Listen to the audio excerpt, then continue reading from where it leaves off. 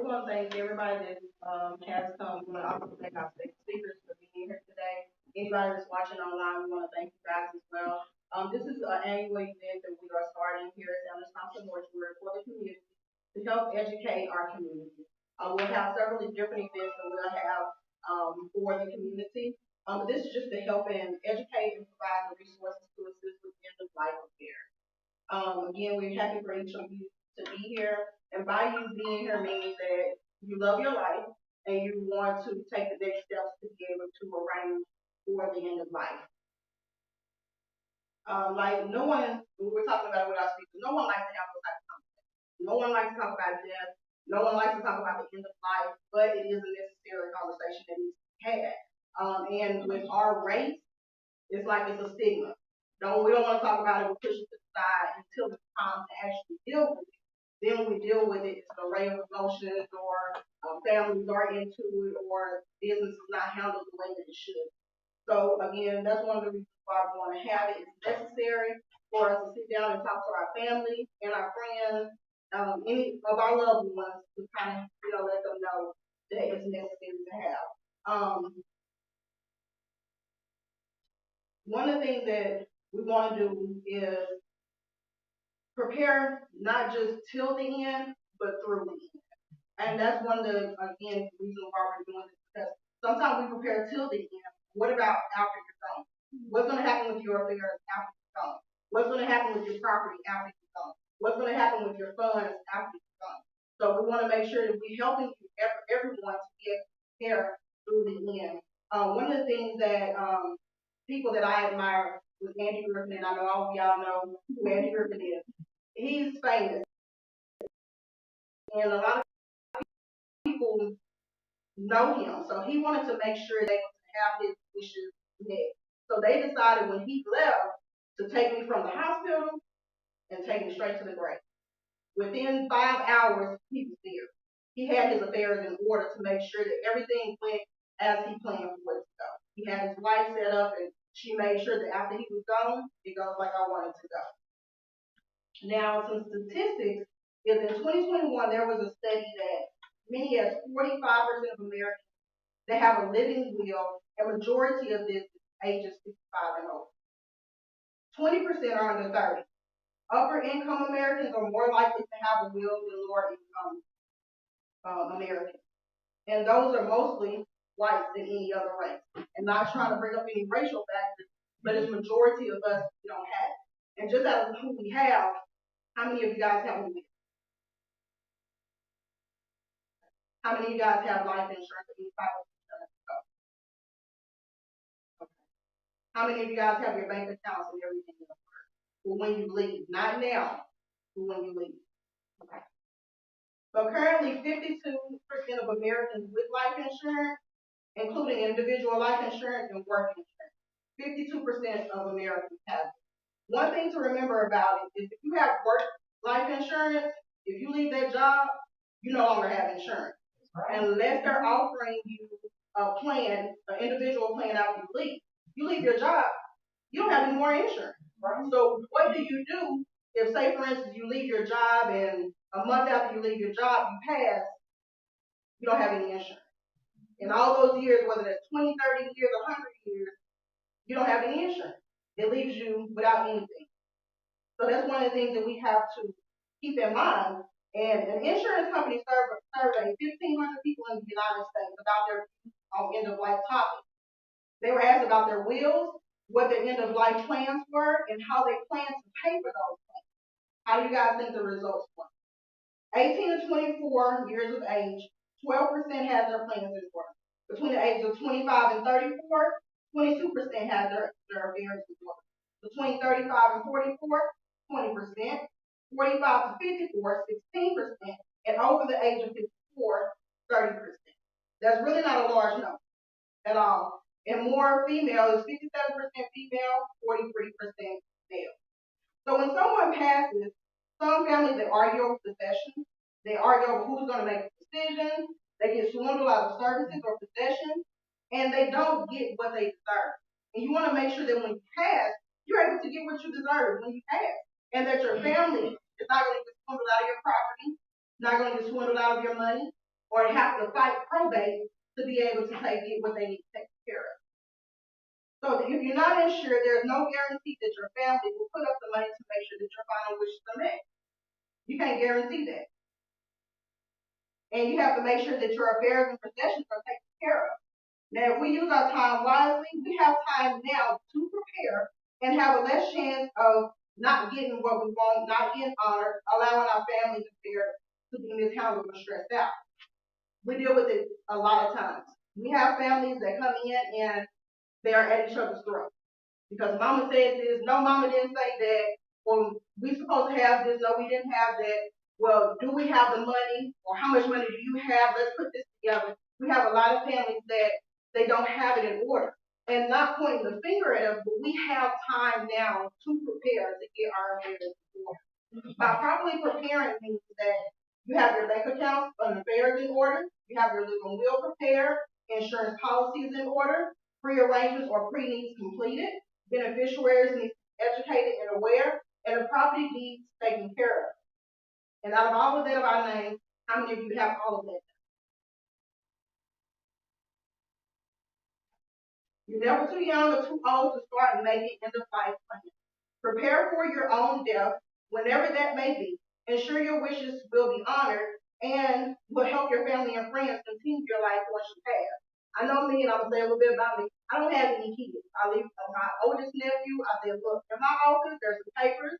Everything is written down. You just take it to wherever I'm going to be buried, which of course from here. But you take it to where I'm going to be buried, you give it to the funeral director, and you tell them this is what she wants. It's all in writing. Our sign has been notarized. You don't have to worry about anything. And the money's going to be there for you after I'm gone, and it's supposed to take care of you. And that's what you want your family to have here. No stress, no worries, no burdens. It's hard enough losing. Then they have to deal with the fact of, do I have everything that I need?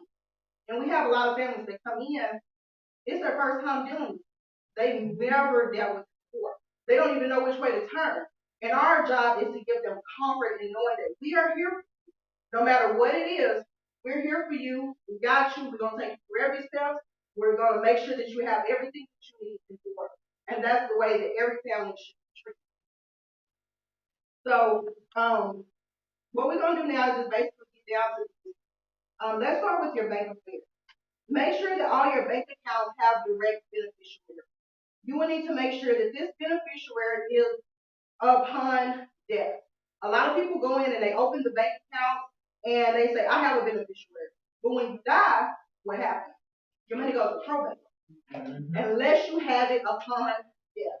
So that you have to make sure that your bank account, they know that upon death, that that's taken care of. That way, again, it don't have to go through probate and they're able to handle your funds. This will assist them with paying off all bills, debt, and any reminder that may be needed, any remainder, that may be needed for your inheritance. Property. Transfer of death deed is needed if you have a home or property. Completing this document and filing it with your county saves you time for your family. This document allows you to transfer ownership of your home to the dentist. All they need to do is take their ID and death certificate to the county building, and the deed is signed over. Doing this will avoid your home having to go to the court.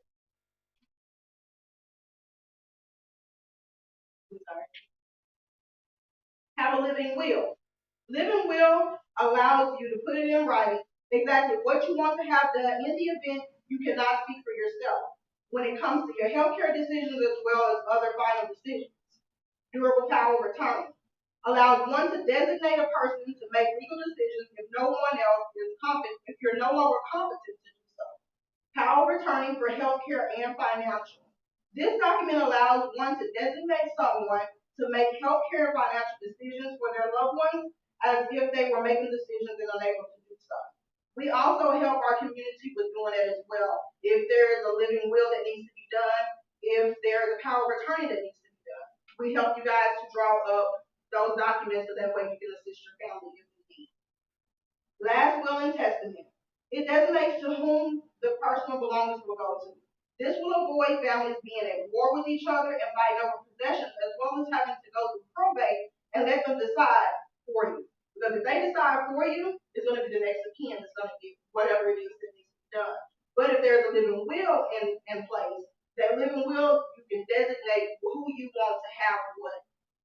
don't have to worry about, mama said I can have this, no mama didn't, and I'm going to take this, and then families are at odds all over possessions. Funeral planning declaration allows one to say exactly one's wishes as far as disposition of the body and the services. This can be done with a prearrangement. Prearrangement is setting up the service you wish to have.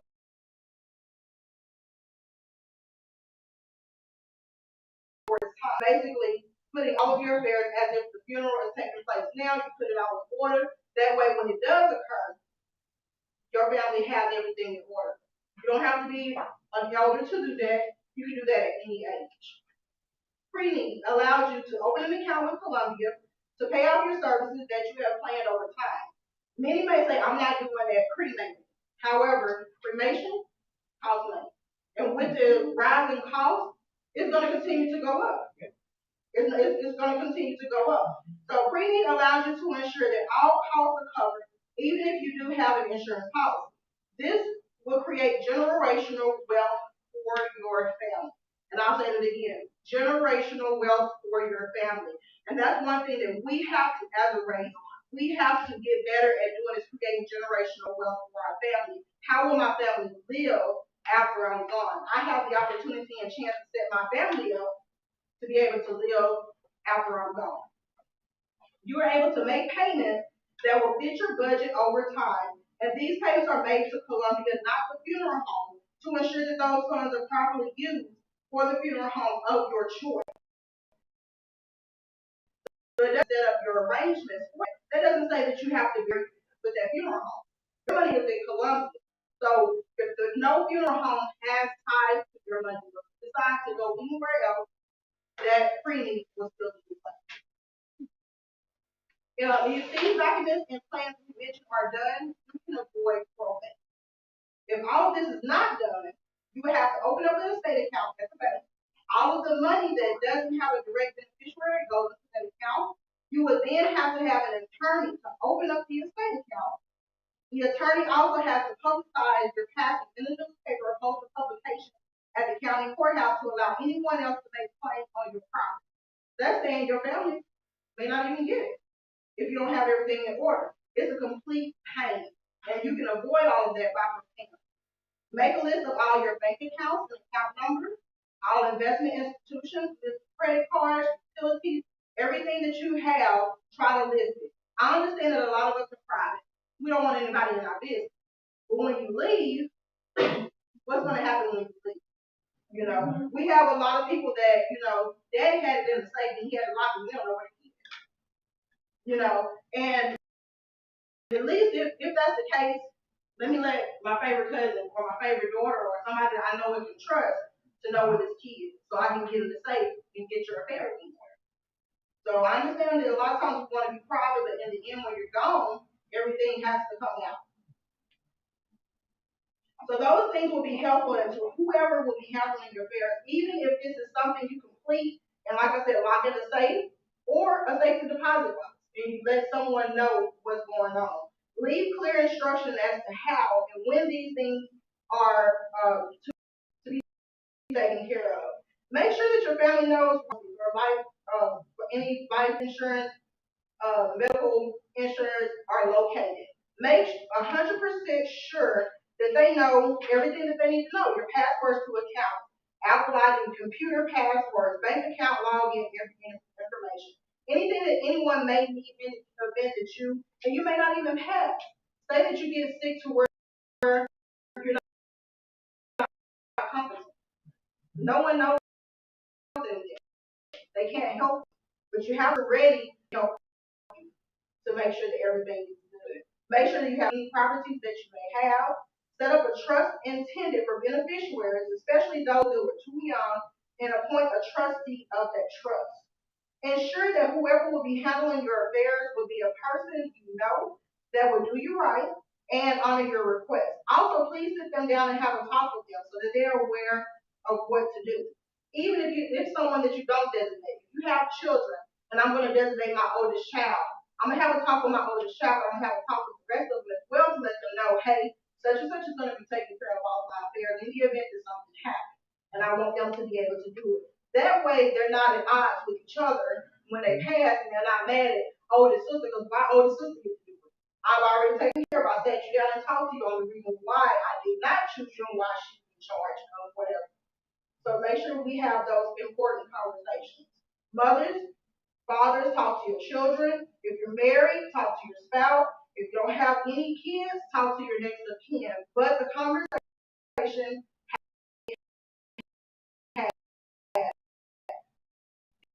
do this to explain why your decisions were made and that this information that we're providing for you guys today will help you to be able to prepare. If not, share this information with family, friends, colleagues to make sure that your life and everything is in order. Next, we will have some guest speakers to come and speak with you guys about the importance of insurance, the different types of insurance, and also allow you the opportunity to ask any questions if you guys have. But our main objective is to educate and provide the information that you need on why you need what you need. So Sharabi Foggy Trouble, born and raised in Lawrence, South Carolina.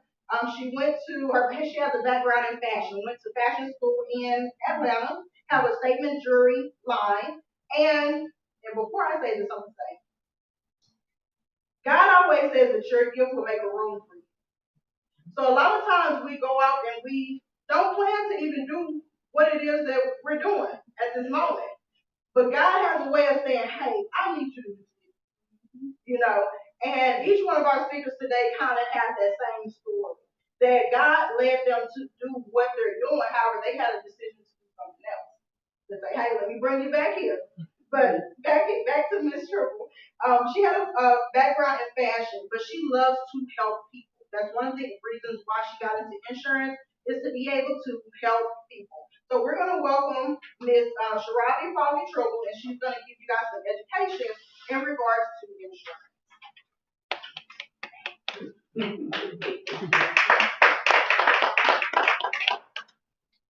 Kind of hard to come behind me.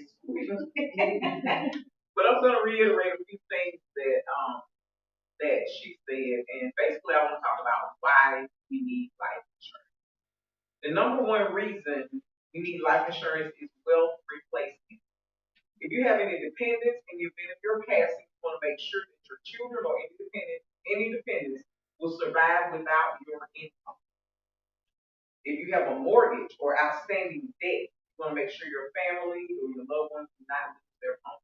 So many times people have been forced out of their homes because they did not have the proper coverage, to cover these debts. And a lot of times you hear people say, well, I got $10,000 or I got this, I got that. Burials are going up every year. Cremation, it increases every year.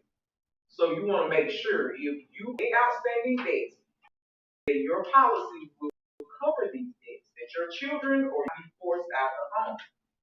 And also, you want to be able to purchase life insurance while your health is good. Because a lot of times people don't know that, of course, as your health starts declining, then life insurance goes up.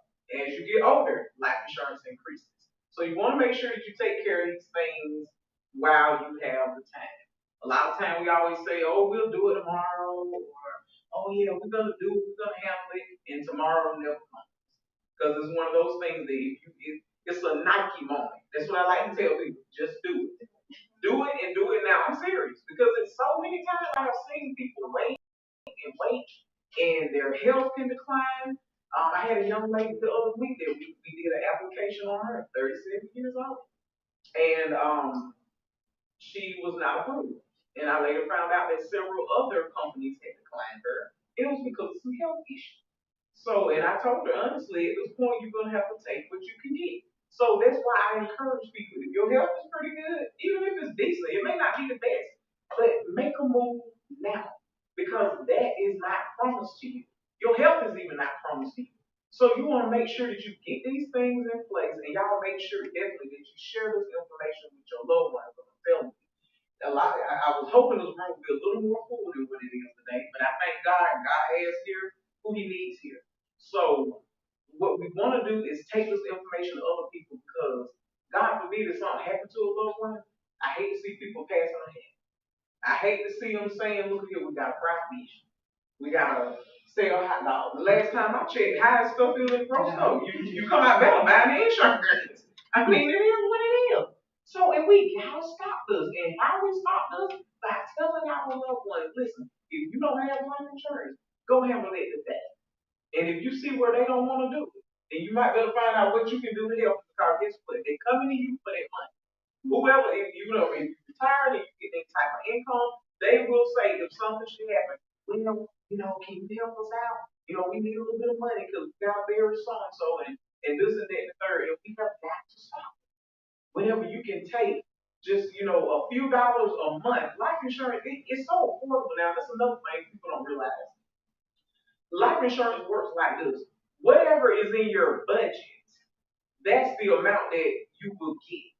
So you can't say that, oh, well, I can't afford it. Well, if you can spend $20 on food, you can afford life insurance. Because you got to think to yourself, how many times do I do this? If you like Starbucks, everybody know drinking Starbucks, you can get a drink out of it for under $7 or $8. You do that 4 times a week, that's cost. That's some life insurance. That's how we gotta look at these things. So things that we love to do, if a person may have a habit of, I don't know, maybe buying cigarettes or whatever. Cigarettes probably $7 or $8 for a pack or whatever. If you do that a couple of times a week, you do that several times a month, that's life insurance. Sometimes now we gotta put it to people that listen, you know, this is where you gotta draw a line and say, hey, let me cut this out. Let me do that because this is for my family. Because at the end of the day, life insurance is for the ones that you leave behind. It's not necessarily for you. And it can be what you make. If you're one of the kind of people that you want to make it about you, then guess what? You need to look at getting an investment policy. So that if you outlive the policy, then you can get some money back. That's another thing people don't know. Find out about the different policies that are offered to you. That's how you come up. A lot of people have come up on life insurance in just that way because they outlive the policy. And when it's over, then they get a return back on their money. That's called return of premium policies. So if you want to I don't have kids, but I do, as like Taquita was saying, I got nieces and nephews who I got things lined up for. My siblings, I got things lined up for them, my father. So these kind of things, we gotta be on top of this kind of stuff. Regardless, I don't think it's fair when people spend their money how they want to spend it, and then somebody else got to bury you. It ain't nothing right about it. Nothing right about it. Care enough about your family that you say, I want to say, well, hey, I want this to be for me, and then I'll leave some for them, then put an investment policy on yourself. It's that simple. But I do like to tell people I'm not gonna be up here much longer because I don't want to give you guys too much. But I want to give you enough that you can remember to go back and tell your family members. But I love to tell people no funeral home wants to talk to you unless you have talked to me. And that's the truth. If you have not handled your business, no funeral home wants to talk to you. If you're going in there, well, I really don't have anything, or I'm gonna have to come up with this. And then look at how you gotta work to come up with it. Bad enough you don't lost a loved one. So you got the grief that you're dealing with. Then you gotta figure out how I'm gonna pay for this. You don't want to leave that burden on any loved one. And again, I will say, if you have loved ones that do not have coverage, take enough time to see what you can do for them if you're able. Because let me tell you, somebody is gonna carry it bag. I've seen it happen too many times. I've been in this business only a short while, but I've seen too many times where folks are having to come up with money to bury people. That's why I put on my license plate bury. And I have a lot of people say, well, what does that mean? Bury them and don't burn them. Burn them if they ask to be burned. But you want to bury them. That means you want to have proper coverage to bury these folks. If you see that they're not willing to do it themselves, step up to the phone. Pull your agent to the side and say, honey, listen, let's talk about how much we can get on this person. Because let me tell you something, their train is not going to stop. It keeps coming and coming and coming. And I learned this when my own mom passed away. I was hoping she would have gotten 90 or 100, but guess what? Those were our plans. That's what we hoped for her. But God had another plan, and that was not it. He called her home at 70. And 70 is young. That's a young age. My dad at 84, he's still kicking, and I thank God for that. But we don't know. None of us knows. We don't know who the next person is to go. But we have to be ready. Not only do we gotta get insurance right, we gotta get our souls right too. I don't want to get preaching now. Look, I don't want to get preaching, but the main thing definitely is the soul. But you want your business fixed also with this life insurance as well. So I want to leave you all with this. Just think about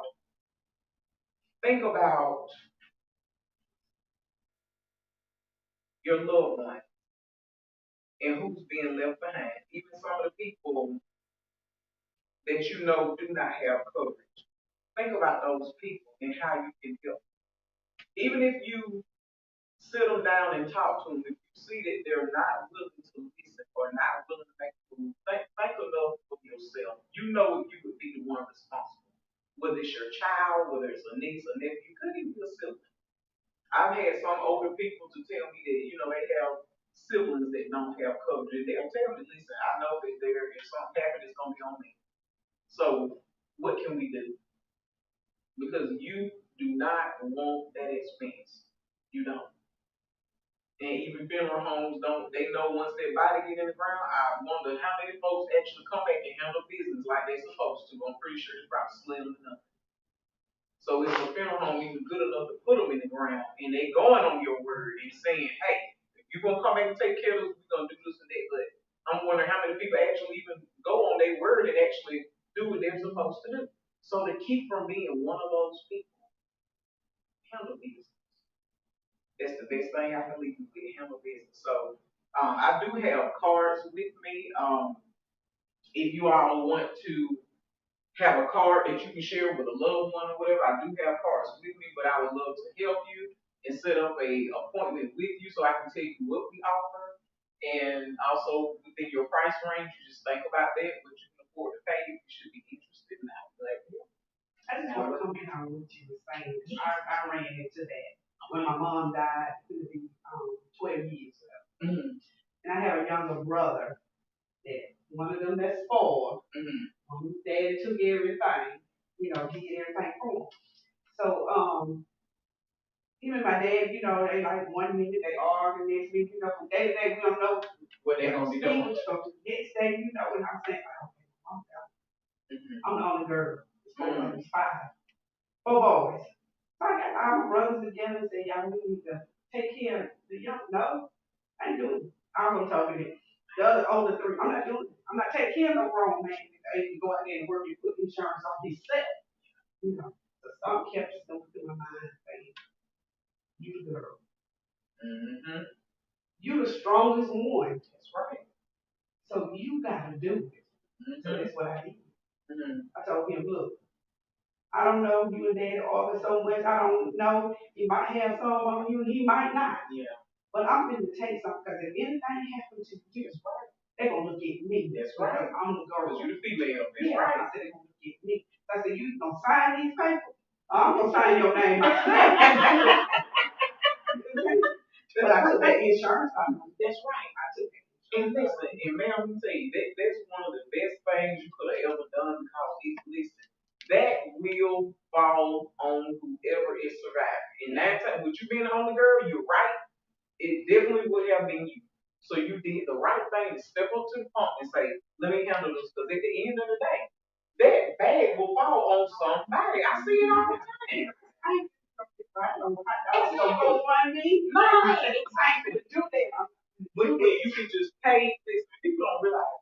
You think about it. I say this because I don't want to do it. But on a serious note, you want to think about what you can spend.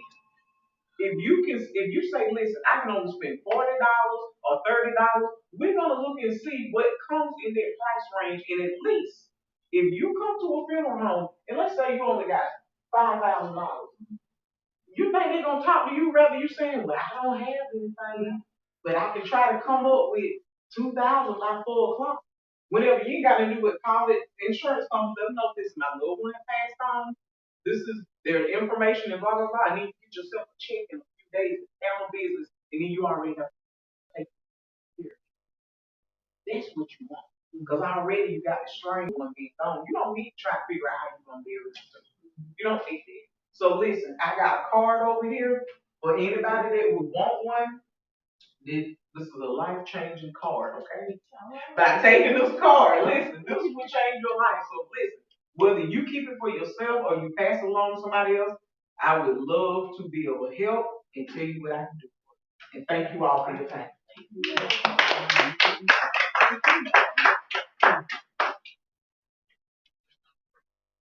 So we would like to thank you, Ms. Sonia Triple, for giving us the information. One of the key points that she made is that life insurance is not for you. It's for your family after you're gone. That allows them to be able to take care of all of your affairs when you leave. And mainly, the important thing is that we have to start creating generational wealth for our families. And this is the good way of doing it, is by making sure that we have the insurance that we need to take care of us, and take care of our family after we're gone. So we have next coming to us Mr. Chester Henderson. He is a funeral director and a pre-need counselor. He was born in Tampa, Florida, moved to Greenville, South Carolina around 10 years old. He is a second generation funeral director. And after high school, just like the story I just told about how God will put you where you need to be, not where you want to be. But after high school, he joined the Air Force. And in his words, he never wanted to be in the funeral business. And lo and behold, he followed the steps of his family and went to school for funeral service and has been a funeral director and pre-need specialist for 11 years. He specializes in pre-need and the owner of Henderson Pre-Need Consultant. So we want to thank him for being here. He's going to take the floor now.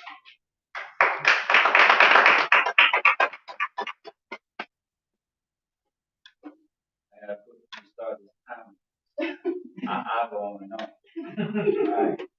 Thanks for the invite. Appreciate you all being here, whether you're here or you're watching us on Zoom or Facebook. I'll be watching. We appreciate you all. First, let me create a delineation between life insurance and pre-need insurance. They're two separate things. If you want life insurance, as he has said, that is to replace lost income for your family to live on after you're gone, and that's what it does. However, it's different from pre-need insurance. Pre-need insurance is a type of insurance that specifically is designed to cover funerals. Now, there's some differences. Let me just say offhand the benefit compared to life insurance for funerals, because most of us have been trained and believe that the only way to pay for a funeral is life insurance. How many people think that that's normally the way a funeral is paid for? Life insurance. That's what most of us see. But if you have life insurance, as long as premiums are paid, everything's in place when you die, you can use it to pay for a funeral. But you can have a circumstance or situation where you lose life insurance. You can outlive it, depending on the type of policy that it is. Or if you get old enough and sick enough and need to file for Medicaid, you can lose that life insurance policy. So now the policy, we call it in our industry a Medicaid spin out. When you get qualified for Medicaid, you have to give it back to the company. They give you the surrender value, whatever they say it's worth. And if it's more than $2,000, which is all you can have in assets, to qualify for Medicaid, you still have to spend some of that money down to get qualified for Medicaid. All right, so let me stop. I'm not going to get up on life insurance because I have life insurance myself. It is good. It's good to pass on for generational wealth. And we just learned how to play the game. That's right. That's right. It's a way to pass money on to enrich our families, and it's tax-free. So you definitely want to have some. But for your funerals, what is the best thing to have? Certainly, I think pre-need insurance, because it's not just insurance that you have. When you get pre-need insurance, you come sit down and talk with me or someone like Mr. Wright. You plan your funeral, whatever that is that you want, whether it's a burial or cremation, and the insurance covers that. That's what it's designed to do. It's not designed to pass money on to someone. It's designed for you to plan your funeral and to cover that. Now, most life insurance is contestable first couple of years. And as we've heard, you can be declined for it. Pre-need insurance is put in place to cover a funeral, and you cannot be declined for it. So if you want insurance to cover a funeral, you specifically plan that funeral, it covers it, you cannot be declined for it, because the government protects it. You cannot have the situation where if you plan and now you need to try to get qualified Medicaid that you lose it, can't lose it. So that's another difference. So having a life insurance does not preclude one from being able to do a pre-need insurance policy. You can have that life insurance, be able to pass that money on to your family, and still plan your funeral and make sure that whatever you want to have happen is carried out just like you want, and the financials of it already fixed up. So I'm going to give you a life experience. I planned a funeral for an individual, got pre-need insurance. 2 months later, he just didn't wake up one morning. Guess what happened? Even though he only paid 2 months for it, it still paid off his whole funeral. So that's the benefit of pre-need insurance. Now, my own personal life, I'm one of 8 children. And if you have more than one people involved in trying to plan a funeral, you potentially have a problem. All you need is 2 to have a problem. But I'm one of 8. I had my mother plan a funeral.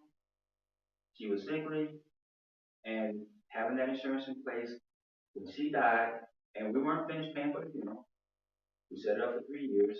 So a little bit over a year that she passed, funeral was paid for.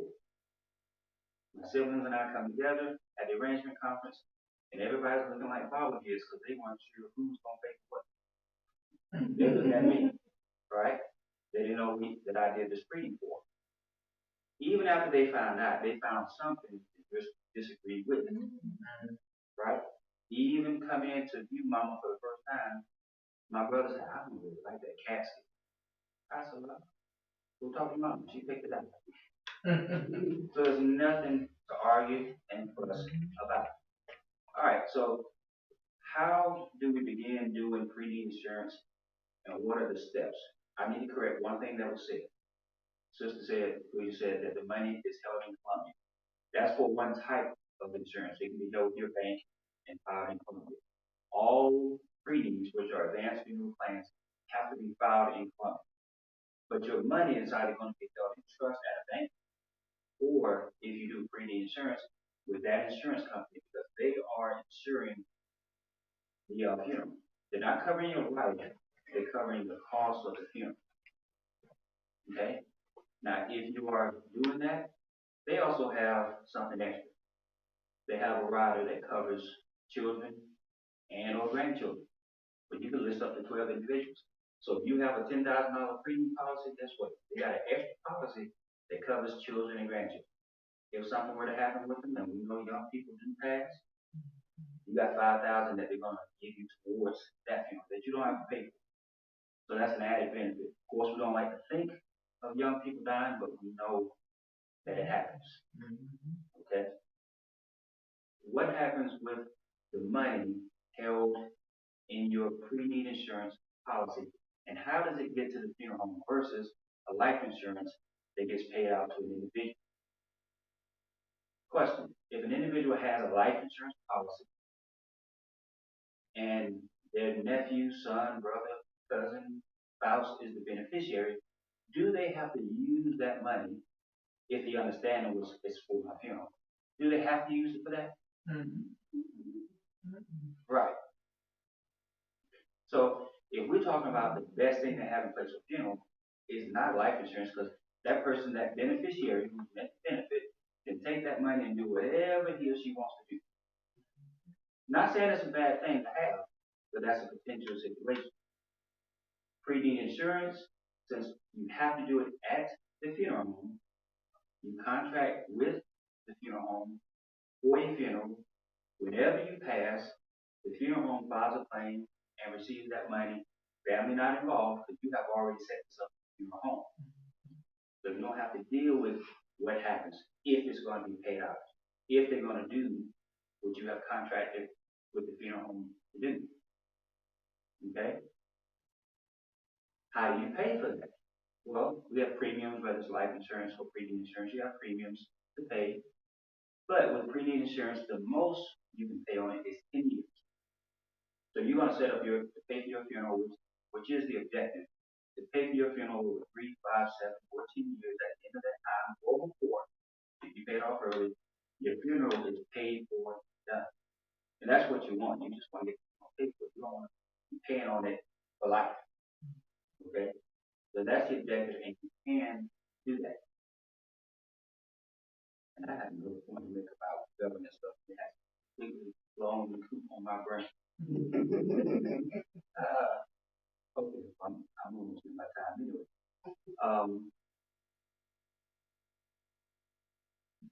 Okay. All right. So, when we plan a funeral, when it comes to pre-need insurance, and I don't want us to think that just for burials. This is cremation, whatever it is that we're trying. Life insurance, we can't plan for our families without their consent, right? Nowadays, we need to get them signed. With pre-need insurance, if you have what's called insurable interest, you can do a pre-need insurance policy for that individual without him or her signing. So sometimes we know our brothers and dads don't want to talk about that, but we need something in place for them. We can do that without their signature because we have what's called insurable interest. If you have someone in a nursing home, you still can do a pre-need insurance policy on them. If someone has been diagnosed with cancer, anything, you still can do a pre-need insurance policy on them because, as I said, we're not insuring their life. We're trying to plan a funeral and ensure that they can be covered and taken care of in the event of their death or when they die. Because we don't talk about doing pre-need insurance policy on people who won't die. Is everybody going down there? So we know we need to have something in place. All right. All right. So we need to have something that's written. And it's not a scary thing to think about or talk about, only if we make it that way. And I definitely would encourage you to inform your families, especially your brothers and husbands. We don't like to talk about this stuff now. We see the thing we just not die. Because as folks said before, if we believe it, someone else can handle, all we need is a mess most of the time. Okay? And we definitely don't want to be in that situation. We want everyone to plan for and be ready for this situation because it's going to come again. I mean, we can't avoid that. Right? All right. We need to step aside. Unless anyone has a question right now. And just as you said, I have cards that I give you if you want one. So we're going to talk about that, this kind of situation, so you can see exactly what goes into building a funeral service, having that covered. All right, thank you.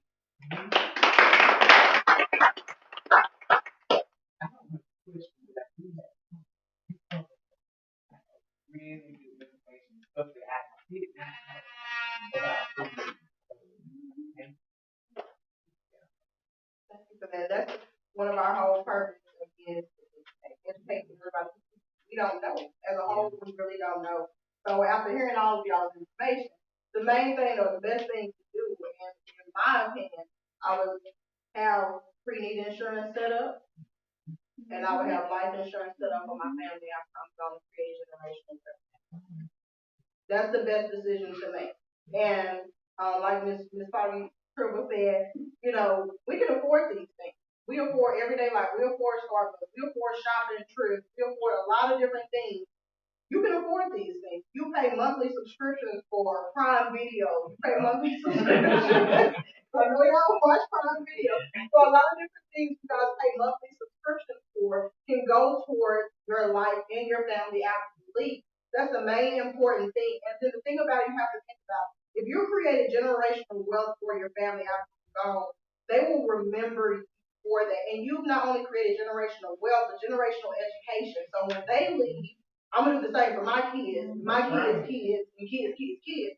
It's going to be an ongoing thing. And if y'all look at a lot of these families, they set up policies for their kids for generational wealth. That's right. You know, they don't set it up for them. They say, even if, you know, with cremation, I can pay for cremation. I've already got my pre-need insurance already taken care of, so that's going to take care of me here. So we have to make sure that we are educated enough to talk to our families, talk to our friends, get this stuff set up before it's time and before you guys leave. Because after you're gone, who's going to do it? Who's going to take care of it? And like you said, you know, you took the initiative to do it because they were going to look at you if it's not done. You know, even if we have to do it for our families and loved ones take it. So we want to thank them for coming and speaking with you guys. If you guys want to grab some refreshments in the back, we're gonna jump to our next segment of the event, which is in remembrance of you, and that's just being in remembrance. We'll have Dr. Myers come up and we'll introduce her in a second. But if y'all would like to grab some refreshments before we get started.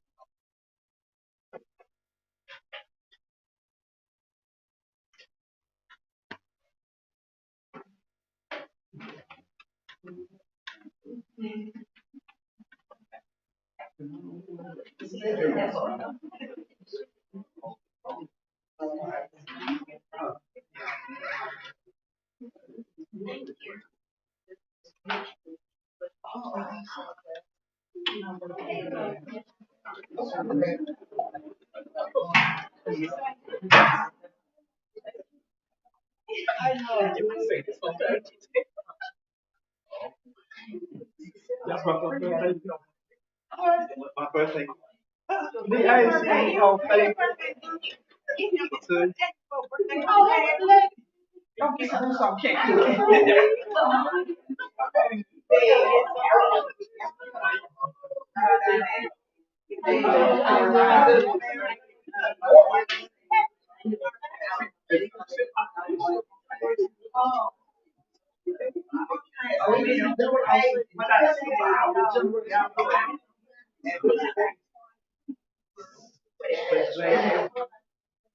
Y'all know that?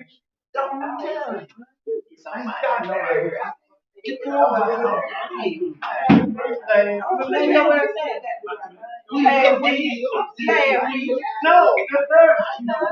Man, we they changed. No, I can't be see that one. Going out the blue ocean. I'm gonna tell you business. I shall. How you doing?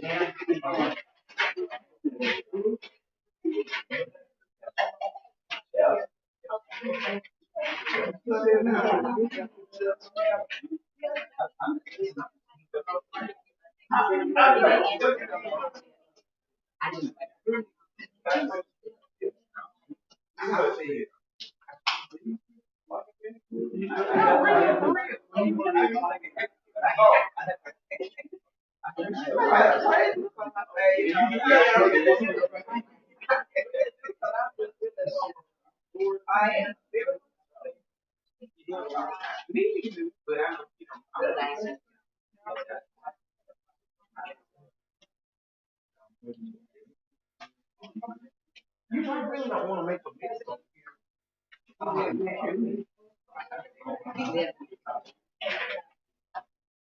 I went with 10 minutes.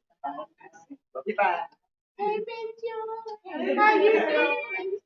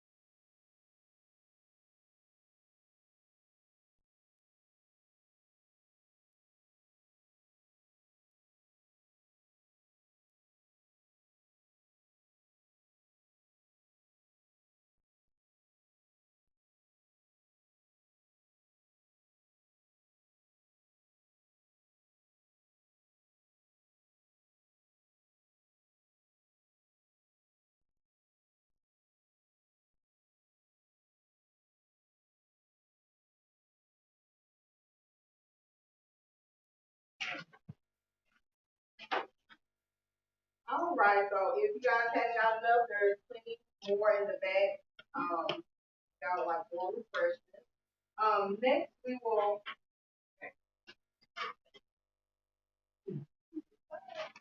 Next we will introduce in remembrance of you. We attended an event and Dr. Myers and I introduced her and said we attended an event that Dr. Myers had did previously, and I think it's been a little over a year, maybe 2 years ago. And we enjoyed it so much that we wanted to bring it to our community. And it's honoring the loss of your loved ones. And we're also going to have some motivation to help you heal and resources that you need. So we have with us Dr. Andy Myers, the chaplain and spiritual counselor. Dr. Myers is a credentialed clinical chaplain who specializes in dealing with people who wish to include spirituality in their treatment process. Through her practices, she hopes to assist individuals in overcoming loss, sadness, death, anxiety, and other difficulties that we have faced at some point in our life. In her words, rather than employing a single technique for all persons and challenges, she relies on a variety of approaches to provide a customized strategy for each individual in scenario. As a counselor, she is kind, honest, encouraging, and straightforward. So we'll welcome now Dr. Myers.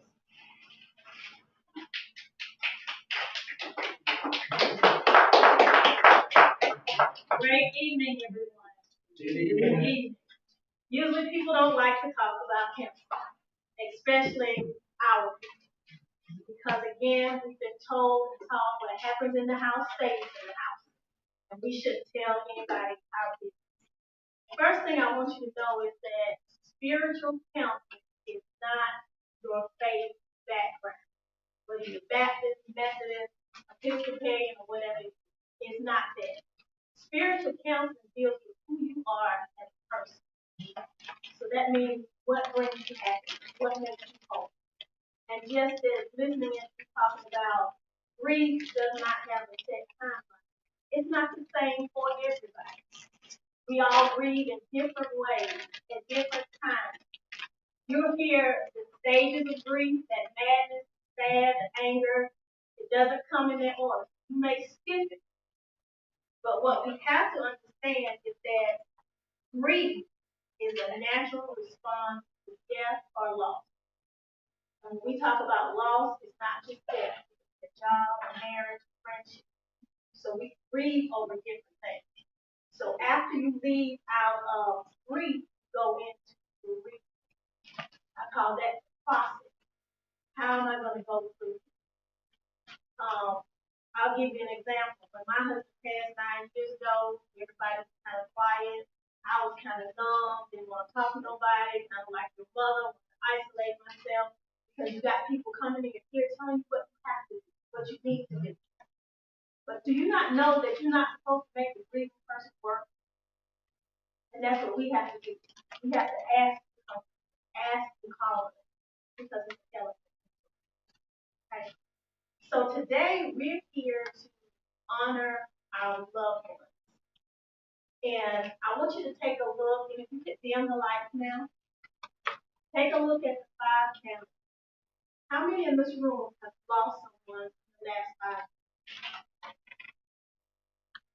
Okay. Everyone.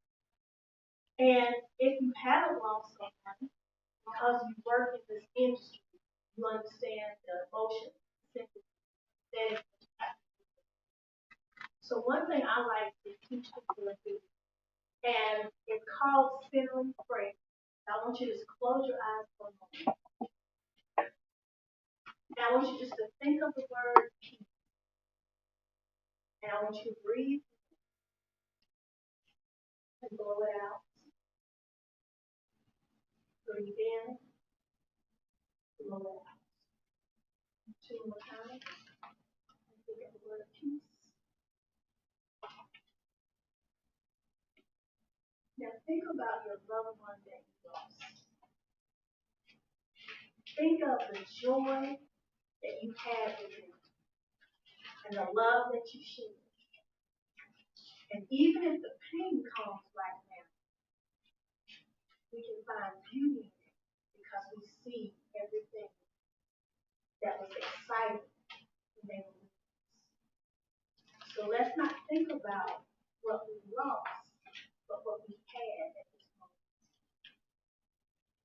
want you to remember them. The candles represent our grief, the pain of losing our loved one was intense, just as intense as our love is. It represents courage to confront our sorrow and to confront each other to change our lives. To remember the times we laughed, we cried, and oh, don't forget about the times when we were angry towards each other.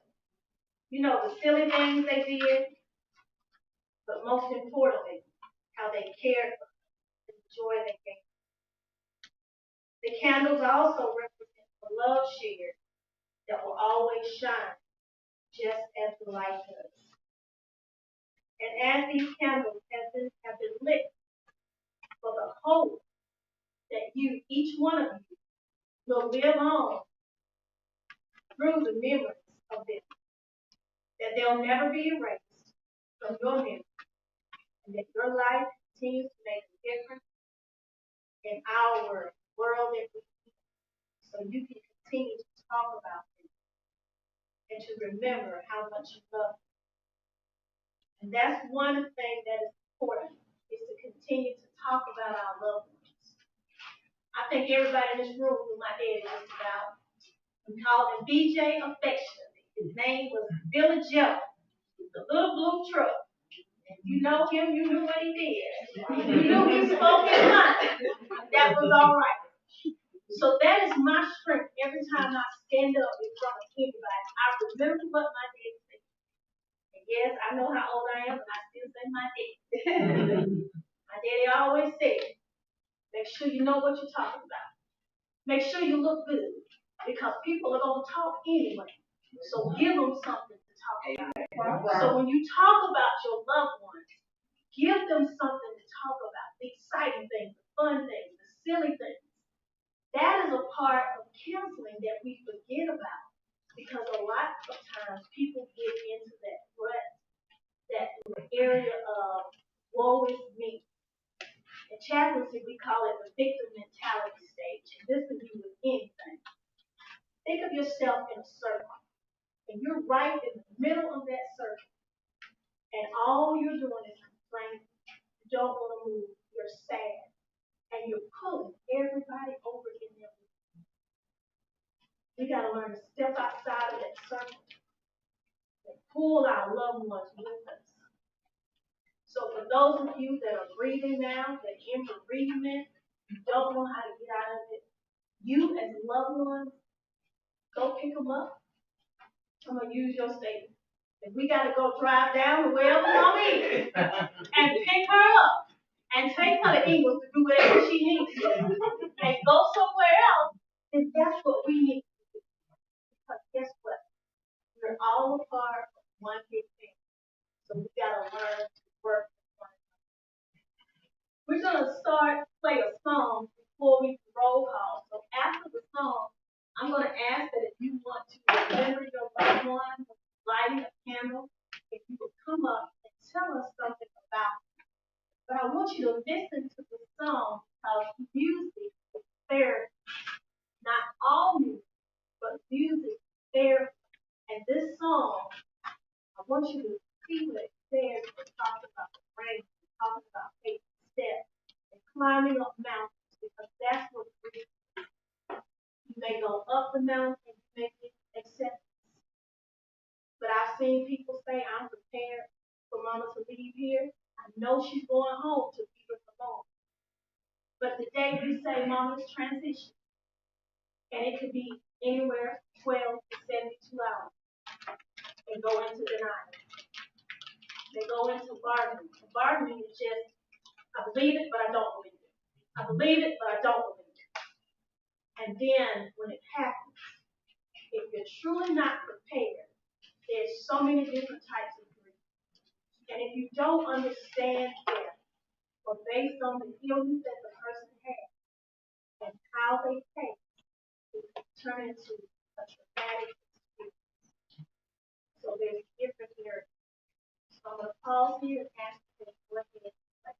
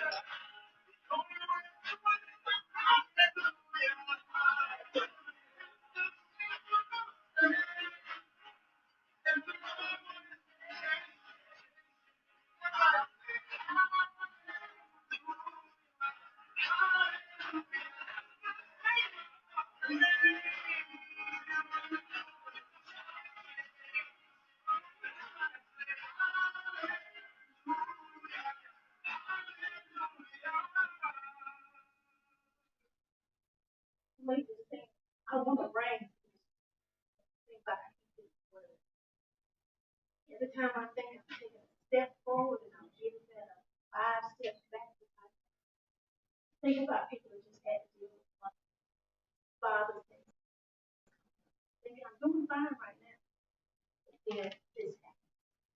So sometimes we have to depend on our faith, whatever it is that we believe in, to help move us forward and stay there strong. And just remember, just like faith is climbing up a mountain, grief is the same thing. You just got to keep moving.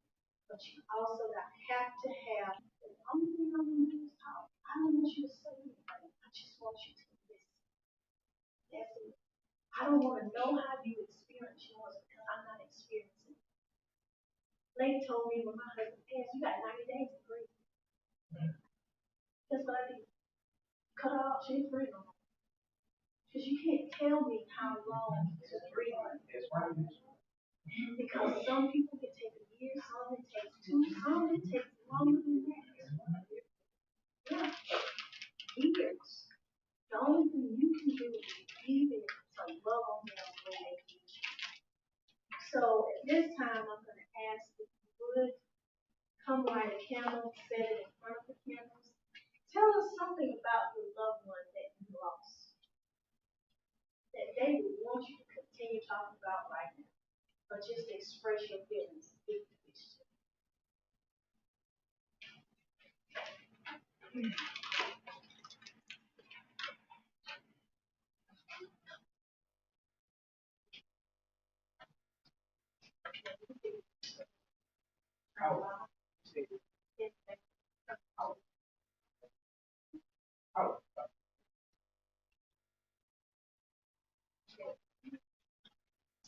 So my candle, of course, is for her mom, and it's so many things I can say about her, but the number one thing I can say is she was very loving. She was one of the most loving people you ever meet in life. It wasn't no phone love, it was real love. Love. Just my mom, Pastor Albert, and my father. Thank you for sharing. I can get a story of her. I think so. So early on in my 20s, I was a school bus driver. Miss Alberta was too, because that's what we called her. But Miss Alberta loved the Lord. And you could call her phone and she said, "Praise the Lord, hallelujah, how you doing?" Let me correct you. Praise the Lord. Good evening. Yeah, good morning, either one. Listen, y'all, let me tell you, I would know she wasn't at home, but I would just call just to hear that message, just to hear her voice. She gave me a big hug every time she saw me. So thank you for sharing that. We all love you. Next.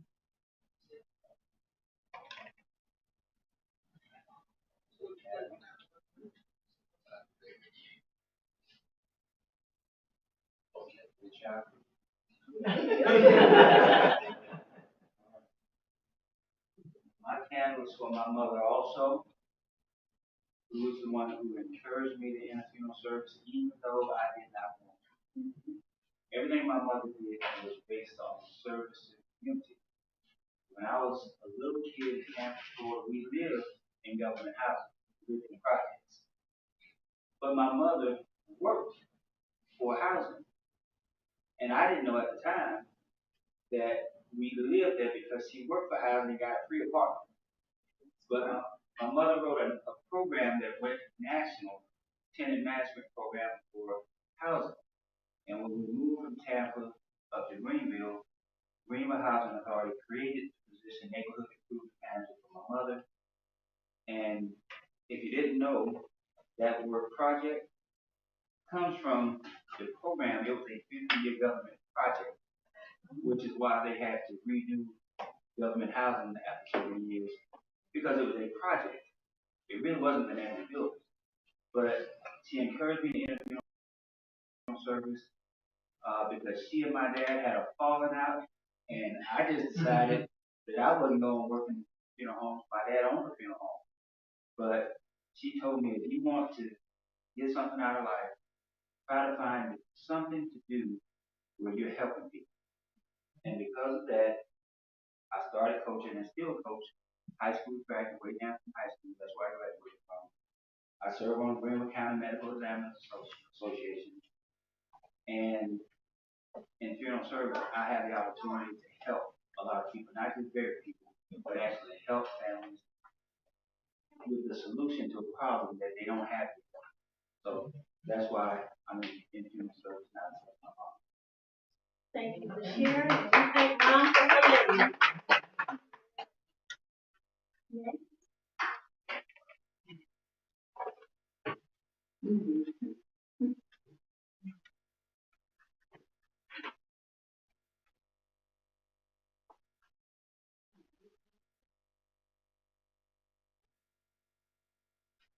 This candle is for my dad, Nathaniel Robinson Jr., my chocolate rock, my Wednesday, my week, my everything. My dad died on January 17th, 2021, and it's still fresh. But anyway, I'm gonna say this: my daddy had a heart of gold. He loved people. So I think for my dad, I instilled that because I love people. I love to be around people, and I love helping people. And a lot of times, I guess you never know how much somebody really instill in your life until they actually pass. But not speaking for myself, but when my dad passed, it was like that's when I learned that I knew he helped people, but you know, it wasn't like he go out and tell everybody who he helped.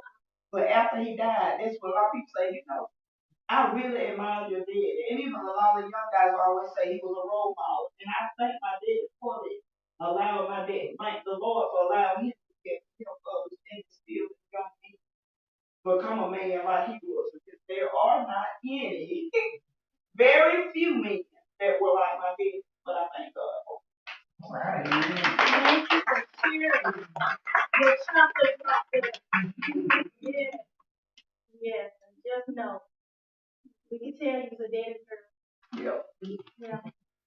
And it doesn't, you'll know over this. You'll learn how to do it.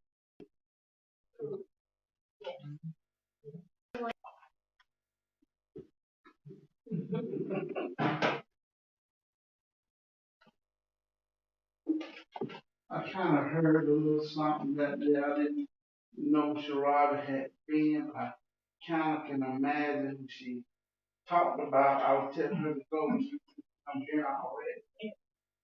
But you know, I got a brother and sisters. Um, 92, my brother passed. 2008, my sister passed. But the hardest I had to deal with was Miss Alberta father, Sharada's mama. She was my mother, my mother-in-law, my best friend.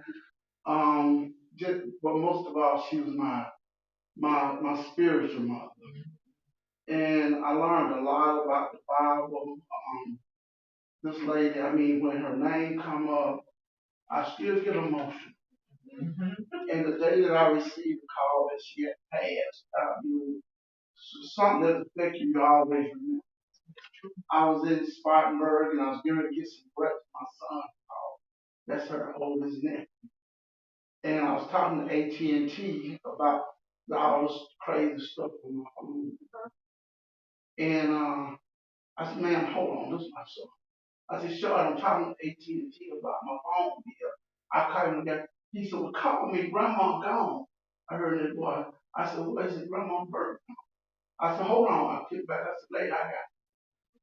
But she was, whoever knows Alberta knows, she was the same every day. Every day. I mean, she, you know, and the thing about it, what amazes me, every morning that the Lord singing, she get up, she take a phone off the hook. She pray every morning. She pray every morning. And you know when you were trying to get her the phone off, you know what? And I don't care if the house was on fire or somebody was sick, it wasn't going to get her that house. But I'm so grateful. I'm so grateful. God gave me the best. I love her. She'll forever live in my heart. She was just the kind of person, she loved everybody. I mean, everybody. When I say everybody. And I used to kind of see how I think, you know, people that I feel like some family member, her love for them, that they did not realize that something that was hurt. But she never complained. And I love her forever be grateful. And I thank God for her because I saw her live life every day was no shortcut and no pretend. Her face tell me, she said, damn, that's call me. She said, I don't care my kids, my husband. Now she said, I'm so glad. She said, I won't turn, I don't care. Yeah, that's what she's been to the full. So I'm forever grateful. And you know, like, and I said that because you can have natural parents at birth. Somebody on the outside can make a difference. That it hurts you. And I told my mom, because I told Shabbat, I could accept it a little better if it was in my own bloodline. I'm just the truth. But because, I love her, and my mom know that. But the relationship that me and Mama had, because she was the most giving, caring person about humanity, about people. She was not selfish or little. And I think people who, and what kind of sometimes even, and I know ministers might be seeing, they know me, I'm gonna speak from my heart. I think the Bible tells Jesus was a servant. He washed feet. The minister these days, you gotta serve. You gotta serve. And I'm not with it. I don't care who I don't care who see it. I'm not with it. You got to love and serve people. It is not, and I will never miss nothing that God has for me to lie to his people like it's about ministry. And it won't get that way for me. I'm gonna tell the truth about it, and Jehovah knows that. So my thing is, and she taught me. She said, whether my kids or whoever, I'm not. She said, I hope you get this thing like I got. That's what she was saying. And so, like I said, I pray to get that thing like that. Didn't care who watching or who wants you to water down your faith because they're faith. So, like I say, but I won't do that because I know who keeps me. I know who provides for me. So no man has that outstanding right. So the love of God, I'm grateful and thankful. And so, but I just had to say, that's why I should ever live in my heart because I seen her walk this, and I don't care. All the ministers that watching this, I guarantee you, every one of us can wear it. Yeah. Because she walked that walk and she did. So I'm grateful. I'm grateful. And I thank God for it. In my work, and I told her this one thing. And Shirai, we talked about this. I told her me and her, a lot of time me and Mama had a one-on-one. And we talk and she would fellowship, show me different stuff. And I said, Mom Bird, I said, if you turn back, a lot of people miss it. Yeah. Yes, they would. Because she was just so loud. So, and I can tell you must have known. Yes, I knew Mom Bird. So even because out there in the audience, now everybody that she was singing. And I'm grateful to God. And I just wish that we as shepherds of our flock in these churches get on that accord. Amen. I really do. I wish they get on that accord. Because my brother, you set the bar. And you said it high. And I ain't seen nobody even come close to it. And that's the gospel of Jesus Christ. I don't even care who look. I ain't seen nobody come close to it. So, we'll forever love them. Yeah. And I know that great again that day once I see God and Jesus. Yes. I want to see Mom. Yes. I know she'll have a new name, but the Bible said we will know it. That's right. So I'm looking to see her again. That's right. Thank you. Yeah. All right. I'm thinking because you forgot to go to my other thing. You're right. As a chaplain, I get pastors never go see them. Now I work from all the way up from Greenville, all the way down to Georgia. I've had one pastor call him. I told him about his number. He said, I'm on my way. I called him 2 days before his member got ready to pass. Because see, I get to hear everything.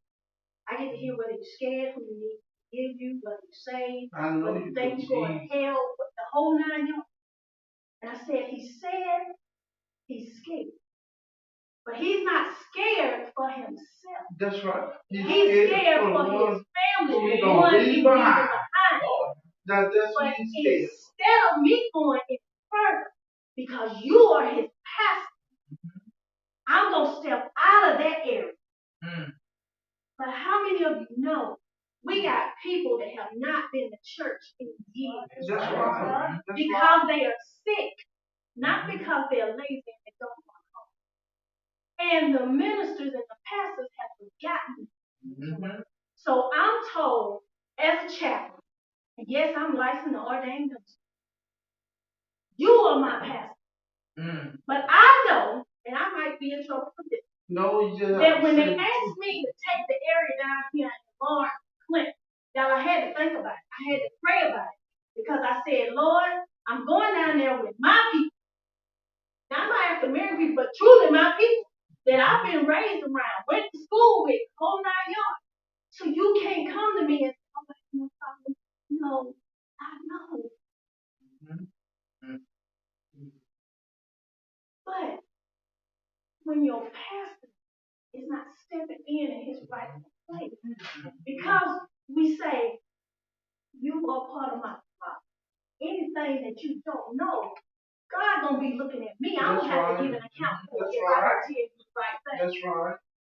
Then don't get mad because you see Shabby Chaplain Myers at the time, but to you, you see Reverend Myers stepping up, talking to your members. Then you wanna know why she don't go. Y'all, if you have a church, you know it's like, talk to your pastor, talk to your deacons, talk to the ministers. Ministers ain't supposed to just be sitting up there on the pulpit. That's how they supposed to be. That's right. Talk to them because we're all one big family. And I just want to use Montverde as that example. Y'all see how everybody knows Montverde. Everybody knows her. We have a connection some kind of way. Mm-hmm. All right, I'm gonna get back to what I'm supposed to. I'm gonna bring that on. Yeah. Brother T. Okay, anyone else want to talk about their love? Anyone else want to talk about their love? This is what a group session is supposed to be about. Freely open and talk about your loved ones, what's on your heart, your mind. I'm gonna write a calendar in remember of Mary Blakely Simpson. And on behalf of the family and her cousin Malou, she get a little emotional. And so but I'm gonna in remembrance of her. This is also my cousin. And I'm gonna say this right quick. Even as a little boy, Tim, they raised me and loved on me. And you know, I remember the time y'all took me to the hospital down there, food on the road. Open up my vein.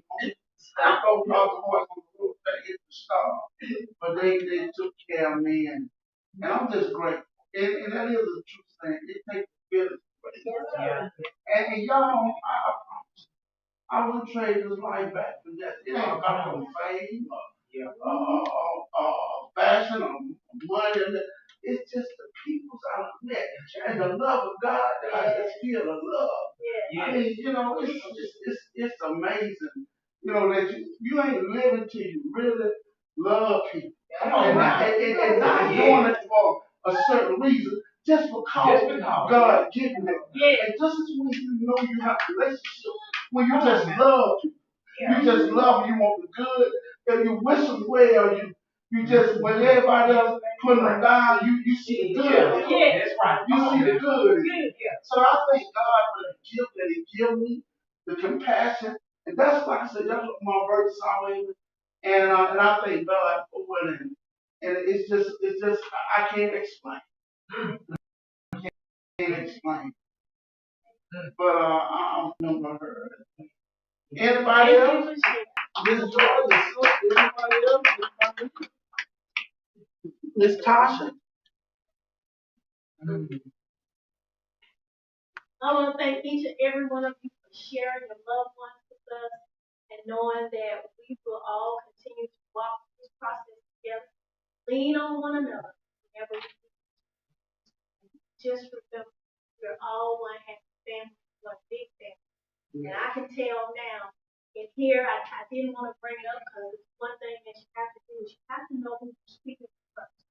Everybody don't believe in our Lord and Savior Jesus Christ. Right. But one thing I can truly tell you as a chaplain, when you're on your deathbed, I don't care whether you're Catholic, whether you're Course of Miracles, whether you're Episcopalian or what, They taught us in chaplaincy is you go in and you pray to the old holy one. Well, I don't do that because I was raised Baptist. So I believe in the Lord Savior Jesus Christ. Come on now. So when I say, can I pray, it's going to be to my Father in heaven. Come on. And I'm going to close it out always within the name of Jesus. That's right. How many of you know it's a true statement when he says every knee Come on now. one day going to have to bow? That's right. Come on. And let me tell you, I've seen atheists, agnostics, you name it. That's right. They didn't believe in Jesus. Tell me, don't open my mouth about my God. I say, okay. Sorry, I don't have to say a word. Because he shines through. Come on. Yes. So he's going to come off to you one way or another. That's right. And I've seen so many people give their life to Christ before they die. Now it's a blessing. Yes, it is. Yes, it is. There is beauty in death, and we find that out. And when we know that although we don't want insurance, we don't want premiums, because we know what we expect, you're preparing yourself. So it is better to be prepared than to not know anything about it. And then after you've done all of that, and that loved one goes home, think about taking counseling. Now think of it this way. All counseling, because I'm not a psychiatrist, I'm not a psychologist, I am a spiritual care counselor. That means you come to me, we're going to talk about it. I'm going to help navigate you. If I see things that makes me think they need to see a psychiatrist, then I'm going to help channel you in that direction. It doesn't mean that you have that illness until death. It means that you just need something to give you balance. But that's something that I walk through with you. The other thing I'm going to say, then I'm going to take my seat because it's not a part of grief counseling. But we do not understand hospice. We think as soon as our loved one go on hospice, they go. That is not the case. That's right. I just had a patient thing with me 3 years. We call it graduating hospice. Because guess what that means? She came on. That's right. That's right. Because guess what? That other extra love, care, and attention is not only what our loved ones need, but it's what the caregivers need also. That's right. So before you dismiss it, at least speak to an agency. And I'm going to say this and I'm going to take my seat. If you pick an agency called Interim Healthcare, you'll be stuck with me as your chaplain. My words to my family is on day one. I am your extended family member you never knew you had. And now you can't get rid of me. And I don't care what color. So when I come in the door, just know we're family. Because if you believe in God, and I believe in God, He said He's our Father. So if you're old enough to be my mother, guess what? I'm going to call you mom. If you're old enough to be grandpa, it's that. You get sister. But it's one big healthy thing. So just remember, I have handouts for the stages of grief, talking about counseling. But just know, it does not mean that you're crazy. Okay? And I'm not going to tell you something that I did. I got counseling when my husband died. And as a clinically trained chaplain, we had to go through counseling. We call it supervision. And we did this. We would go in, sit around in a group, and she would start talking. Everybody would be talking. The team that came together and said, Miss Nancy, if you see this, I'm sorry. Miss Nancy is so nosy. We're not telling her nothing. It's our business. But we know the right questions to ask. All the stuff the teachers do.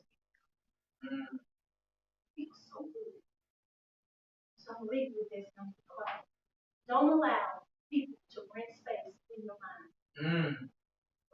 Don't allow them to give you their baggage of how you should go through grief, how you should not receive counseling.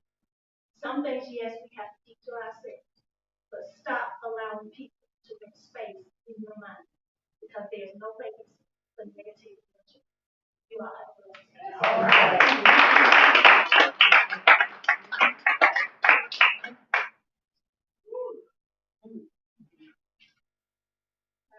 I don't need them more. I'm just gonna leave you guys with a little bit of motivation. Thank you very much, Dr. Mike. Just a little bit of motivation. One thing that is very important is no one can tell you when to not cry, when to stop crying, when to start breathing, when to stop breathing. No one should tell you that. No, like she said, don't allow people to rent space in your head. They can't tell you when to breathe. The hardest part of dealing with grief is when those phone calls stop, when people stop coming by. That is the hardest part of grief, is not having no one there. But keep your loved ones always a part of you. What they taught you, the memories that they share with you, always keep that with you and let that be your motivation to continue on. Because one day you will meet the end. So allow yourself to be able to heal so you can heal. Whether that's crying, whether that's yelling, let your feelings out. Don't hold it in. Whatever you have to do to heal, heal. One of the stigmas that we have is we don't want to go to counseling. We don't want to talk to people about our problems. We don't want to even talk to our family or our friends. But holding all of that in is what hurts us the most. So you have to be able to let it out. Use the resources. It's okay to not be okay. But it's not okay to not get the help that you need. So make sure you use those resources and allow yourself to live again. That's the main objective. So we want to thank our speakers for coming to us, giving us a lot of education, a lot of wisdom, a lot of love. We thank you for all the love that was shared in this room. One thing that we believe in is we believe in prayer. So before we leave today, Dr. Myers, could you lead us out in prayer? Everybody stand. Like in church. We're family. Another thing that we always say is when you step to those doors, come to those doors, and become acquainted with each other, we are now family. Amen. Let us pray. Dear Heavenly Father, we are so thankful for this day. We're thankful for the education. God, one thing our parents always taught us is when we know better to do better. So Lord, we ask that you allow each and every one of our loved ones and those that can see this video today to know that there's nothing wrong with educating your mind, strengthen your soul. But most importantly, we ask that you continue to hold up each and every family.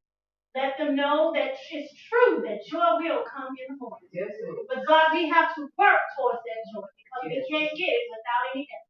So God, we thank you for every soul, every name that was called, every loved one that was spoken. But most importantly, God, I thank you that this was able to be an informal moment with no judgment, with love and laughter and experience. Even though we learned about things we may not would have chosen to do on this Saturday. But we know now that we can go out into this world and share information with each and every person that we meet.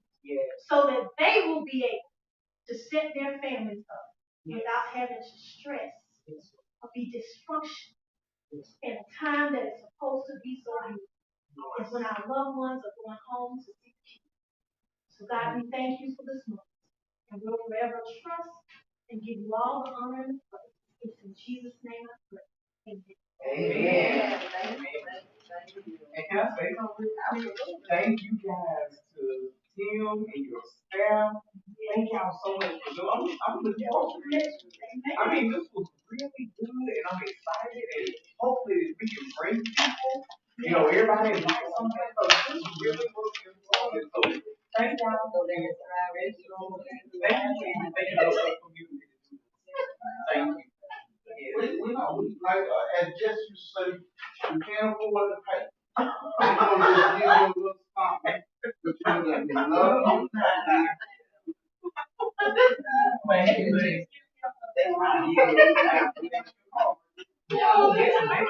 Hey,